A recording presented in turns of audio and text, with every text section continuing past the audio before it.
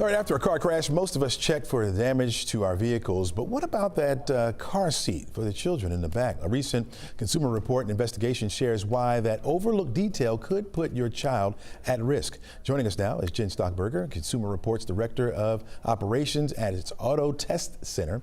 Welcome to the show. Thank you. Thanks for having me. All right, this story had a very interesting origin. Talk to us about that. Yeah, so my colleague, who happens to be the lead on the car seat program, was actually in a recent car crash. She was hit from behind.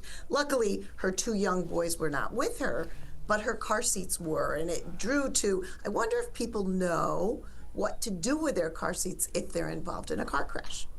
There's a lot of confusion out there over what's considered to be a minor crash versus something that where you would have to replace the car seat. Help us out with that.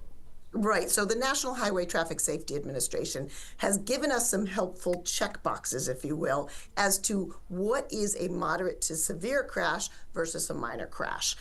They're saying you don't need to replace your car seat if you're in a minor crash, but you don't want to have to do that subjectivity of what that means. So they've said, can the car be driven away?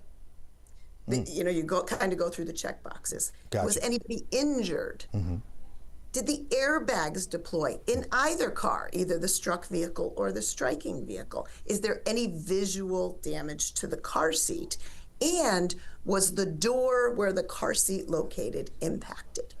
If you can't say no to all of those, then chances are it's a moderate to severe crash and your car seat should absolutely be replaced. Gotcha. So what's the first thing parents need to do when they realize their child's car seat was involved in a crash?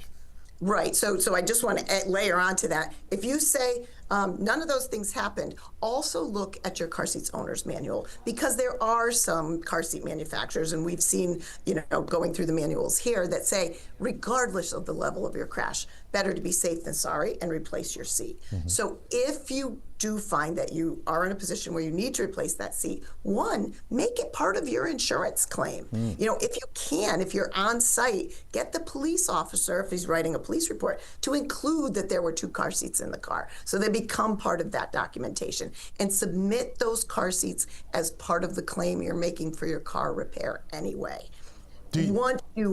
Oh, go ahead. No. I was going to ask you, do you need that? Is it essential for it to be a part of the police report, or can you just write that out?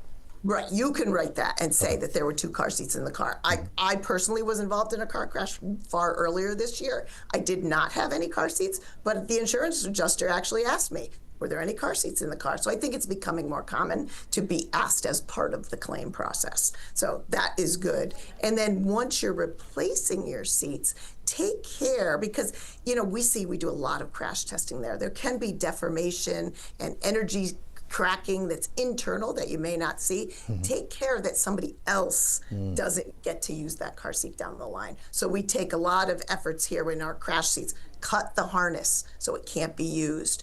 Take the cover off if you can. Write in permanent marker, do not use. So take some measures to say, this isn't a good car seat for anybody to use down the line either. Right. There's a growing interest in buying secondhand baby gear to save money these days. You guys are cautious, right?